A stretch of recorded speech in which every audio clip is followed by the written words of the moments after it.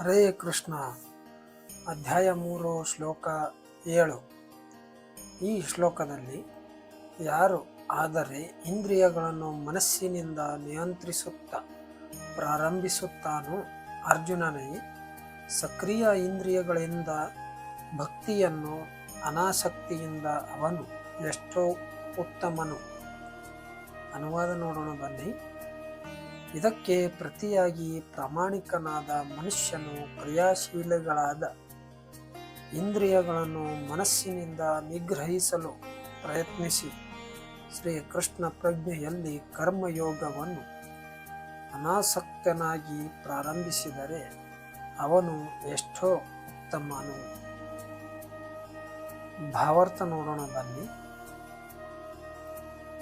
ಸ್ವಚ್ಛ ಜೀವನ ಮತ್ತು ಇಂದ್ರಿಯ ಭೋಗಕ್ಕಾಗಿ ಖುಷಿ ಆಧ್ಯಾತ್ಮಿಕವಾಗುವುದಕ್ಕಿಂತ ತನ್ನ ವ್ಯವಹಾರದಲ್ಲೇ ಉಳಿದು ಬದುಕಿನ ಉದ್ದೇಶವನ್ನು ಕಾರ್ಯಗತ ಮಾಡುವುದು ಉತ್ತಮ.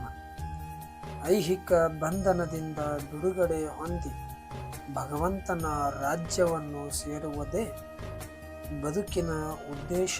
ಮುಖ್ಯ ಸ್ವಾರ್ಥಗತಿ ಅಥವಾ ಸ್ವಹಿತರ ಗುರಿ ವಿಷ್ಣುವನ್ನು ಸೇರುವುದು.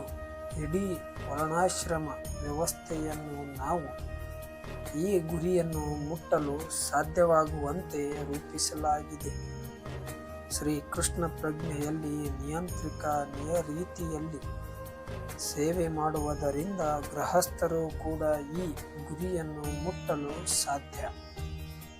ಆತ್ಮ ಸಾಕ್ಷಾತ್ಕಾರಕ್ಕಾಗಿ ಮನುಷ್ಯನು ಶಾಸ್ತ್ರಗಳಲ್ಲಿ ವಿಧಿಸಿರುವಂತೆ ನಿಯಮಬದ್ಧ ಜೀವನವನ್ನು ನಡೆಸಬಹುದು. ಅನಾಸಕ್ತಿಯಿಂದ ತನ್ನ ವ್ಯವಹಾರಗಳನ್ನು ನಿರ್ವಹಿಸಬಹುದು. ಈ ರೀತಿಯಲ್ಲಿ ಪ್ರಗತಿಯನ್ನು ಸಾಧಿಸಬಹುದು.